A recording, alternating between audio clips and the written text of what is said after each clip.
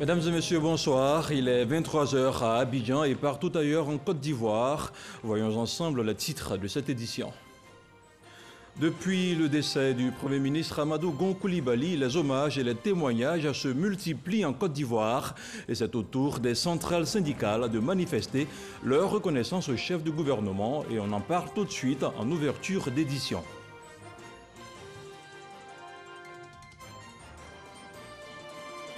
Et la consternation gagne de l'ampleur dans le nord-est de la Côte d'Ivoire. La ville de Kong pleure le Premier ministre Amadou Gon Coulibaly. Les élus de la région saluent la mémoire d'un homme d'une loyauté extrême.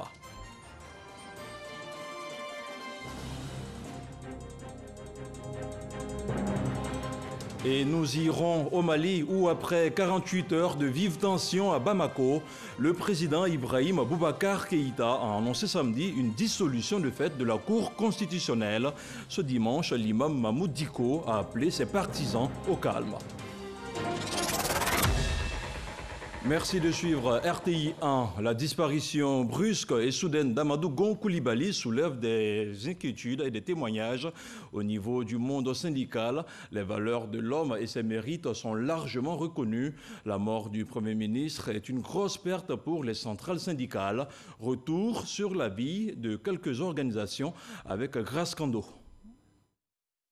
Nommé Premier ministre en janvier 2017, Amadou Gon Coulibaly a su marquer de son empreinte le monde syndical. Le Premier ministre a pris une part active dans le dénouement de la grève illimitée entamée par les fonctionnaires et agents de l'État en janvier 2017 et qui a finalement abouti à la signature d'une trêve sociale. L'image du lion qui lui était collée n'a pas raté au début parce que nos premières rencontres ont été crispées et tendues. Mais au fil du temps, ces rencontres se sont décrispées et nous avons travaillé dans une atmosphère familiale, fraternelle, qui nous a permis d'aboutir au résultat que tout le monde sait. Il a été un interlocuteur crédible. Il était déterminé à ce que nous arrivions à quelque chose de tenable qui allait permettre à l'État, n'est-ce pas, de ne pas renier sa parole. Il a montré que la négociation, lorsqu'elle est menée avec respect mutuel, arrivait donc à des résultats probants. La protection des emplois, le Premier ministre Amadou Gon Coulibaly en a fait une priorité tout récemment au début de la crise sanitaire. Pendant le 1er mai, nous avions réduit toutes nos revendications à la gestion de la Covid-19. Et encore là, le Premier ministre a fait montre de détermination allant dans le sens des travailleurs et a pris la décision de faire en sorte qu'aucun travailleur ne perde son emploi. Et cela est important pour nous. Homme d'action et de conviction, le Premier ministre a su incarner les valeurs du travail tout en mettant l'accent sur le social. C'était un homme engagé. C'est un technocrate rompu. Ce n'est pas parce qu'il est décédé que nous sommes en train de trouver des mots, mais l'homme avait de la matière. Il avait une méthode. Il avait un discours direct qui ne s'accordait pas de fioritures. Mais il savait répondre aux attentes des uns et des autres. Ça, c'était un grand homme. C'était un homme de dialogue. Pour le milieu enseignant, il faut avoir le courage de le dire.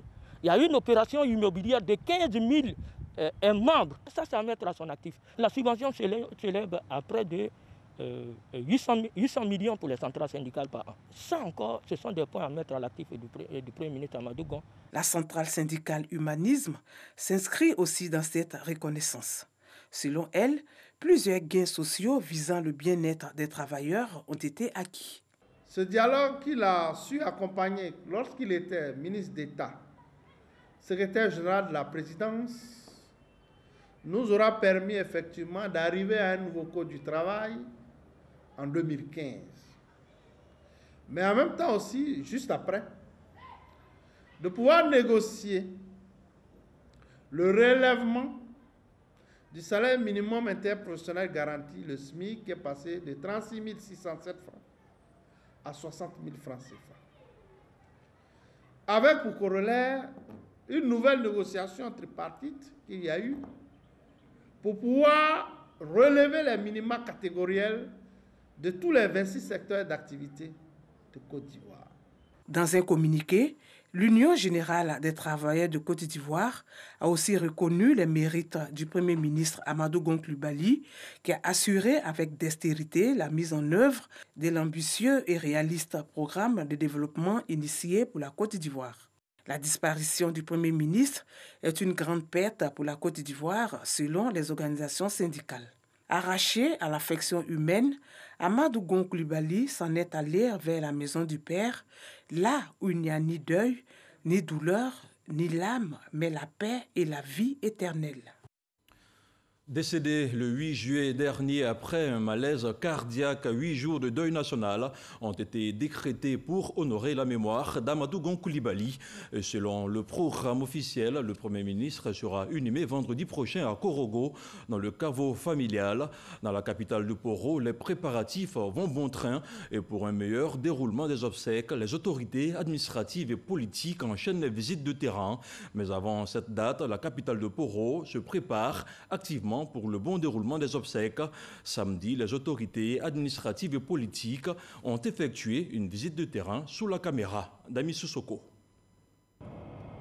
Les préparatifs des obsèques du Premier ministre Amadou Gon Coulibaly vont bon train à Korogo. Dans la capitale du Poro, une délégation de la présidence accompagnée des autorités administratives et politiques de la région s'imprègne de l'avancée des travaux de réhabilitation des différents sites qui abriteront les cérémonies funèbres du Premier ministre Amadou Gon Coulibaly. Surtout pour s'imprégner de l'existant et apporter des solutions pour le bon déroulement des obsèques du fils du Poro. L'aéroport de Korogo qui accueillera la dépouille mortelle, le stade municipal qui abritera les cérémonies d'hommage des populations, la veillée religieuse du jeudi, les cérémonies du 3e et 7e jour du vendredi, ainsi que la grande mosquée où aura lieu la prière mortuaire le vendredi, tous ces endroits ont été visités par la délégation.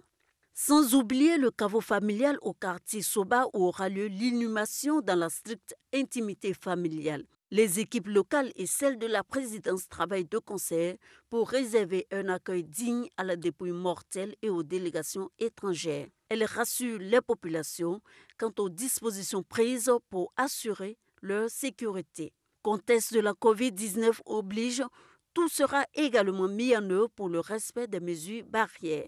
Le port des masques est obligatoire pour avoir accès aux différents sites funéraires.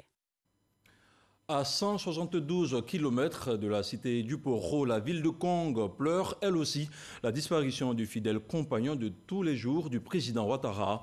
Les élus et cadres de la région parlent d'un exemple de loyauté et d'ardeur au travail. Et bien sûr, Kong entend prendre une part active à toutes les étapes liées aux obsèques d'Amadou Gon Coulibaly. Et c'est Kader Sogodogo qui en parle mieux. Voici son reportage. Dans le terroir d'origine du chef de l'État, Kong, tous pleurent cette disparition. Le premier magistrat, au nom du ministre des Affaires présidentielles Tene Birahima Ouattara, présente ses condoléances. Berté Abdraman Timeko a encore la gorge nouée par la douleur. L'habitude de dire que la mort de son Excellence Amadou Gon Coulibaly nous rappelle à une triste réalité implacable, c'est que nous sommes tous des mortels, nous sommes à Dieu et nous revenons à Dieu. J'ai d'abord une pensée pour son Excellence, Monsieur le Président de la République de la Côte d'Ivoire, son Excellence Alassane Ouattara, fils de Kong, pour que Dieu lui permette de supporter cette épreuve qui est extrêmement douloureuse. À Kong, on garde de nombreux souvenirs du défunt. Le chef Gassou Ouattara était ami au papa de Amadou Gon qu'on appelait Gomblé. Et son petit nom de caresse, pour ceux qui ne le savent pas, le cheikh n'a jamais appelé le cheikh Amadou Gon par son nom, il l'appelait Papa. C'était son nom de caresse, ça, Papa. Et tout le monde l'appelait Papa, Papa. Et aujourd'hui, quand le cheikh partait à Korogo, il avait sa chambre au niveau de la grande famille à Soba des Gon. Et après le grand frère, le président de la République, qui a pris le relais, qui a pris le petit avec lui, et qui aujourd'hui, qui est devenu Premier ministre de ce pays. Hélas, on avait voulu et on l'avait projeté et c'était notre candidat. L'homme propose, Dieu dispose, Dieu en a disposé autrement. Kong s'apprête à prendre une part active aux obsèques à Korogo. Dans notre délégation, il y a les chefs traditionnels qui seront là, il y a les chefs religieux qui seront là. La population sera représentée dans toute sa dimension. Le ministre chargé des Affaires présidentielles a insisté là-dessus pour que tout le monde se sente concerné, impliqué dans ce... On parle même plus politique maintenant. La dépouille mortelle du Premier ministre Amadou Gon Coulibaly arrive à Korogo le mercredi 15 juillet, sous le coup de 16 heures. La séparation définitive est prévue pour le vendredi 17 juillet 2020. Et si le décès brusque du Premier ministre Amadou Gon Coulibaly a profondément secoué le monde politique, il a aussi choqué les têtes couronnées de la région du Go et pas n'importe lesquelles. Dans le reportage que vous allez voir, le président des chefs traditionnels du département de Gagnoa et le chef de terre de Mama, dans la sous-préfecture de Ouragayo, disent leur consternation face à la disparition d'Amadou Gon Coulibaly, le tout dans un récit de Cheikh Koné. Depuis le siège régional de la Chambre nationale des rois et chef traditionnel de Côte d'Ivoire, au quartier Garayo à Gagnoa, le chef de village de Godélilier et chef de canton Guébier a affirmé l'engagement de la chefferie du Go à prendre toute sa part aux obsèques de feu Amadou Gon. Le peuple de Côte d'Ivoire a été surpris par cette mort. Nous, à Gagnoa, on est plus que surpris. Et nous sommes en deuil. Oumé et Gagnoa. À sa suite, le chef de terre de Mama, village de l'ex-président Laurent Gbagbo, dans la sous-préfecture d'Ouragayo, Goli Obou Joseph, a dit avoir été choqué par le décès de celui qu'il appelait affectueusement mon Premier ministre. Goli Obou a salué le travail de développement accompli dans la ville d'Ouragayo par l'ex-chef du gouvernement, notamment le bitumage de plusieurs kilomètres de voirie, la construction d'un nouveau château d'eau de 1000 m3 qui devrait être livré d'ici la fin de l'année 2020, ainsi que la construction de la clôture du commissariat d'Ouragayo. Je suis allé à la sous-préfecture pour mes pièces. J'ai vu que le travail était en marche. J'étais en bitumage. Et d'après mes renseignements, ils ont dit que c'est le Premier ministre qui nous a offert ça. J'étais très fier, très content de l'œuvre qu'il a commencé.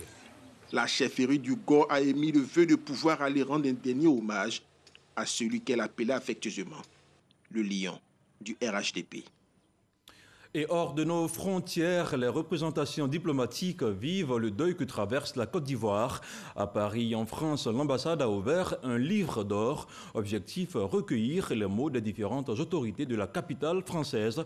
Le commentaire est signé Adama Koné. Il a passé 2 mois à Paris pour raison médicale. L'ambassade de Côte d'Ivoire à Paris lui rend hommage. 2 actes symboliques pour saluer la mémoire du Premier ministre, Amadou Gon Coulibaly. Une chapelle mortuaire pour se recueillir, raviver le souvenir et porter les prières pour le repos de son âme. Et un livre d'or pour consigner les sentiments des vivants à la représentation diplomatique. Avec son Excellence, Madame l'ambassadrice Denis Foboigny, nous l'avons accompagné à l'aéroport. Ce 2 juillet, il est arrivé à Abidjan, il a été accueilli par le chef de l'État dans la ferveur. Et 1 semaine après, le Premier ministre Amadou Gon Coulibaly nous a quittés. Nous sommes venus, conformément au décret présidentiel, nous incliner pour saluer la mémoire d'un grand serviteur de l'État, d'un grand travailleur, d'un homme de qualité dont les valeurs sont unanimement reconnues par l'ensemble des Ivoiriens. Ouvert ce samedi 11 juillet 2020, le livre d'or restera disponible pour les autorités françaises, les diplomates étrangers et autres personnalités au 102 avenue Raymond Poincaré dans le 16e à Paris jusqu'au 18 juillet prochain. Autre chose, à présent, la maladie à coronavirus continue de faire des victimes. Le ministre de la Santé et de l'Hygiène publique en appelle donc à la discipline et au sens de la responsabilité de tous et de chacun. On en parle dans quelques instants.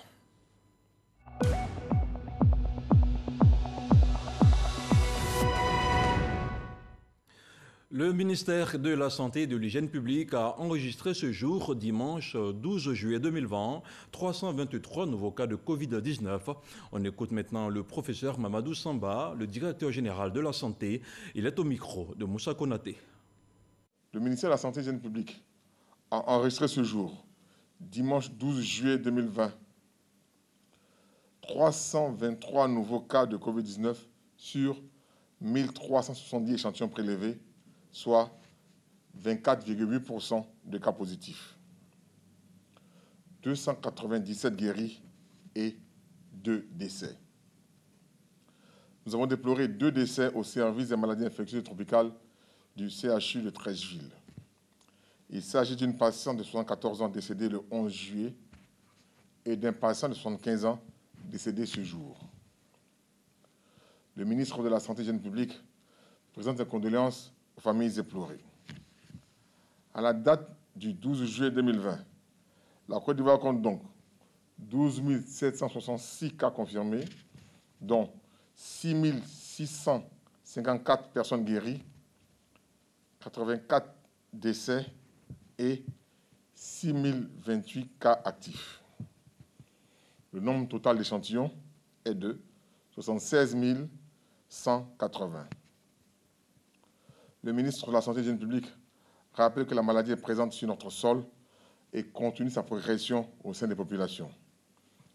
Il exhorte les populations au respect des mesures barrières, notamment le lavage des mains à l'eau et au savon, le port du masque dans les lieux publics afin de nous protéger et de protéger les autres. Je vous donne à présent lecture de ce communiqué qui émane du ministère de la Ville. Le ministre François Albert Amichia, en repos maladie depuis le jeudi 9 juillet, a été testé positif au Covid-19 le vendredi 10 juillet 2020. Il s'est mis en quarantaine à sa résidence et suit son traitement. Son état de santé est stable. Le ministre François Albert Amichia rappelle à toutes et à tous la nécessité de respecter strictement les mesures barrières édictées par le gouvernement pour une lutte efficace contre cette pandémie. Signé le directeur de cabinet, Moumouni Silla. Et pour barrer la route au coronavirus dans notre pays, on accentue la sensibilisation. Au point presse de ce dimanche 12 juillet, plusieurs questions ont été abordées, notamment les dispositions sanitaires prises pour le démarrage des épreuves du BEPC dans quelques heures seulement. Par ailleurs, des questions relatives aux mesures sécuritaires et sanitaires devant permettre aux populations de prendre part aux obsèques du Premier ministre Amadou Gon Coulibaly ont aussi été abordées. Le compte-rendu de Cheikh Aboubakar Koné. Le 111e point sanitaire et sécuritaire national dans la lutte contre la Covid-19 s'est intéressé ce jour à plusieurs points de l'actualité, à savoir les dispositions prises pour encadrer les 503 472 candidats à l'examen du BEPC, session 2020, qui débute demain lundi. En temps normal, en dehors de la Covid bien sûr, il y a ce qu'on appelle les centres de santé scolaires et universitaires, maintenant qu'on a ajouté jeunes adolescents, sages, qui sont des établissements qui sont dédiés à la prise en charge des élèves et des étudiants et maintenant des non scolarisés. Donc déjà, cette catégorie de personnel de santé sont au quotidien avec les services de l'éducation nationale aux côtés de l'éducation nationale pour organiser les examens à grand tirage. À côté des examens à grand tirage, une autre actualité, celle des obsèques du Premier ministre Amadou Gon Coulibaly. Quand on organise ce genre d'événement, qu'il soit dans le cas de deuil, il y a une couverture sanitaire. Et la couverture sanitaire, c'est le ministère de la Santé qui l'organise en lien avec justement ses services compétents. Des mesures pourraient être prises pour permettre à un grand nombre de nos compatriotes qui voudront donc se rendre dans le cadre de l'hommage à rendre au Premier ministre Amadou Gon Coulibaly à Korogo, des dispositions certainement vont être prises et vous seront communiquées le moment venu. Revenant sur le point sécuritaire journalier, le porte-parole de la police nationale a dénoncé les transgresseurs de l'isolement du Grand Abidjan, mais aussi au niveau des frontières. Au 21e jour du 4e mois de la lutte contre la Covid-19, l'épicentre de la pandémie en Côte d'Ivoire reste toujours le Grand Abidjan. Cependant, certains foyers importants se développent à l'intérieur du pays, particulièrement dans 3 régions sanitaires, le Sud Comoé, le Béquet et San Pedro. Et nous poursuivons avec cette question. Comment mesurer l'impact du Rotary Club sur la communauté? Le gouverneur du district 9101 du Rotary, Christophe Koreki, était ce dimanche sur le plateau de RTI 1. Avec Hamza Diaby, il a fait le tour de la question. Je vous propose un extrait de son passage. Nous avons 7 axes prioritaires, exactement, dans lesquels l'ensemble des Rotary Clubs du monde entier s'inscrivent pour s'assurer que l'impact des actions est durable et répond aux besoins des communautés. Oui. Les 7 axes sont la paix. Nous avons des partenariats privilégiés avec toutes les grandes organisations internationales, l'OMS, l'UNESCO, le PAM, la FAO et l'ONU. Il faut savoir que le Rotary est signataire de la charte de la création de l'ONU en 1945. Et nous avons des délégués qui siègent à l'ONU. La poliomyélite fait partie de l'axe numéro 2. C'est la prévention des maladies. Le Rotary a été chef de file de la lutte contre la polio. Ce programme a démarré en 1985. On a dû investir un peu plus de 1,8 milliard de dollars dans cette lutte. Aujourd'hui, nous disons, nous sommes à ça, presque terminé. Nous avons des valeurs qui sont importantes et ces valeurs, nous les partageons. Nous avons 5 valeurs qui sont la camaraderie, l'amitié, c'est le vecteur de motivation de notre bénévolat. Nous avons la diversité. Voyez-vous, lorsque vous adhérez au Rotary, vous faites partie d'un réseau immense d'hommes et de femmes, de cultures différentes, de races différentes, de religions, et qui permettent vraiment de pouvoir partager une amitié à l'échelle internationale. Le seul lien qui nous unit, c'est notre idéal de servir. Et nous voulons faire le bien dans le monde. Un mot de politique à présent. Konan Kwadwo-Siméon, acteur politique et candidat aux élections présidentielles de 2010 et 2015, était devant la presse. Une conférence au cours de laquelle il a annoncé la naissance du consensus national pour le changement et la réconciliation en Côte d'Ivoire. Un nouveau parti politique qui arrive pour susciter un cadre de réflexion nationale capable d'impulser le changement, la réconciliation et la paix durable. On voit tout cela avec Herman Guivet. Une nouvelle entité fait son apparition comme force de proposition citoyenne, le Consensus national pour le changement, la réconciliation et la paix en Côte d'Ivoire, CNCRP. En quoi consiste-t-elle? Je l'entends comme étant une plateforme où des citoyens lambda, des associations ou des partis politiques peuvent venir militer. Nous sommes ouverts à tout. Son objectif général? Créer un mouvement citoyen national puissant capable d'impulser le changement, la réconciliation et la paix durable afin d'adresser convenablement et efficacement les vrais problèmes du peuple qui ont pour nom chômage, insécurité, santé, éducation, etc.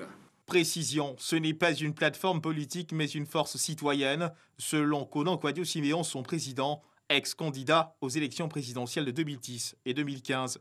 Konan Kwadwo-Siméon a ensuite livré son regard sur la tenue de l'élection présidentielle en octobre prochain. L'article 52 demande au candidat d'avoir à déposer son dossier de candidature au plus tard 60 jours avant le jour du scrutin. Mais l'autre article, l'article 51 que je vous ai lu, lui dit que dans ces dossiers de candidature, il faut une liste d'électeurs parrainant le candidat. Le CNCRP envisage de sillonner l'ensemble du territoire national pour passer son message de paix et de réconciliation. Au Burkina Faso, des attaques terroristes ont fait au moins 10 morts. Au Brésil, le président Jair Bolsonaro est testé positif à la Covid-19 depuis le mardi dernier. Au Mali, les manifestations contre le pouvoir d'Ibrahim Boubacar Keïta prennent de l'ampleur. Et ailleurs dans le monde, le second tour du scrutin présidentiel se tient ce dimanche en Pologne. Avec Gabriel Zani, je vous propose maintenant de faire le tour du monde de l'actualité. C'est dans le 7 sur 7.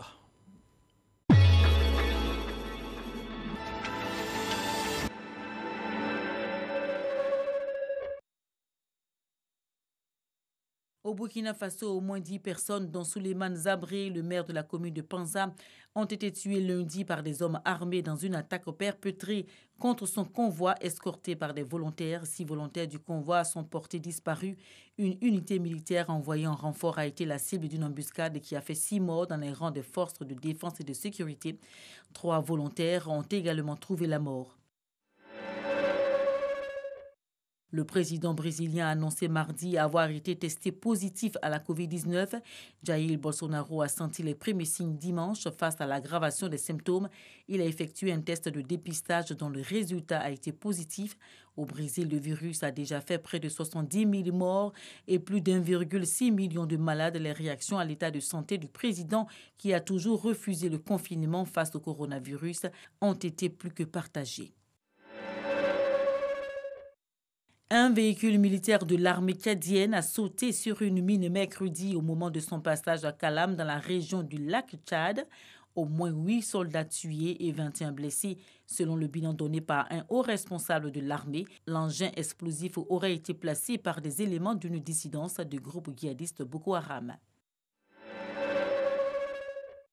15 mois après l'incendie qui a ravagé la cathédrale Notre-Dame de Paris, le président français Emmanuel Macron a opté pour la restauration de la cathédrale et de sa flèche à l'identique, a annoncé l'Élysée ce jeudi. Une décision prise après une réunion de la Commission nationale du patrimoine et de l'architecture. La décision a été saluée par la Fondation du patrimoine. Le président turc Recep Tayyip Erdogan a annoncé vendredi la transformation de l'ex-basilique Sainte-Sophie en mosquée malgré les mises en garde de la communauté internationale.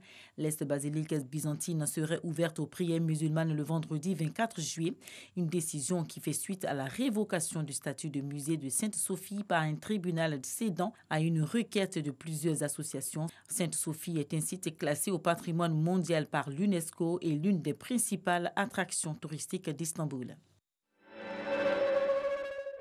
Le président malien Ibrahim Boubacar Keïta a annoncé samedi la dissolution de la Cour constitutionnelle pour tenter de calmer les manifestations qui ont fait au moins 3 morts et des dizaines de blessés. Plusieurs principaux leaders de la contestation ont été arrêtés vendredi soir, mais la tension n'a pas baissé dans le pays. Les manifestants demandent le départ d'Ibeka.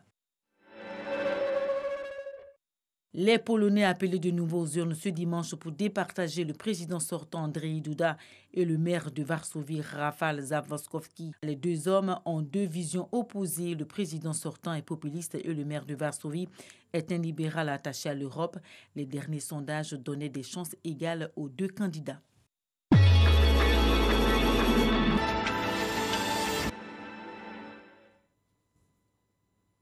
Nous sommes pratiquement à la fin de cette édition d'information, mais avant de nous quitter, je vous propose d'écouter ce communiqué du protocole d'État. Il s'agit d'un communiqué relatif à la cérémonie d'hommage de la nation au Premier ministre Amadou Gon Coulibaly. On écoute Hamza Diaby.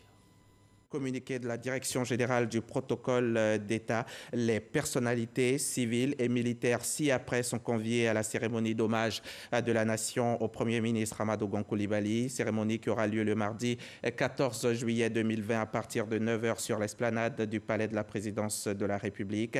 Ce sont donc Monsieur le Président de l'Assemblée nationale, Monsieur le Président du Sénat, Mesdames et Messieurs les présidents des institutions, Messieurs les anciens Premiers ministres et anciens présidents d'institutions, Monsieur le ministre d'État, Mesdames et Messieurs les ministres, Monsieur le directeur de cabinet du Président de la République, Monsieur le directeur de cabinet du Premier ministre, Madame la secrétaire, Madame le secrétaire général du gouvernement, Madame et Messieurs les secrétaires d'État, Mesdames et Messieurs les ambassadeurs et représentants des organisations internationales, Mesdames et Messieurs les conseillers spéciaux à la Présidence de la République, Madame et Messieurs les directeurs de cabinet des ministres à la Présidence de la République, Mesdames et Messieurs les directeurs et conseillers à la Présidence de la République, Monsieur le chef de cabinet du Président de la République, Messieurs les directeurs de cabinet adjoints du Premier ministre, Monsieur le secrétaire général adjoint du gouvernement, Monsieur le secrétaire général du ministre des Affaires étrangères, les représentants des bureaux des institutions de la République à raison